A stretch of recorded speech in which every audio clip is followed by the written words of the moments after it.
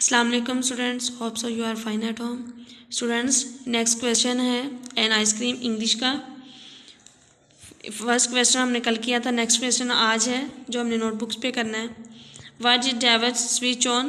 David ने जो है वो क्या ऑन किया था? स्विच चलाना, ऑन करना। David switched on the television, उसने जो है वो टेलीविज़न ऑन किया था। वर्ड्स सेंटेंसेस, इन वर्ड्स के आपने जो है वो जुमले बनाने हैं, इनको जुमलों में इस्तेमाल करना है। फर्स्ट वर्ड है sofa, I have a sofa. Bench, she sat on the bench, she sat on the bench.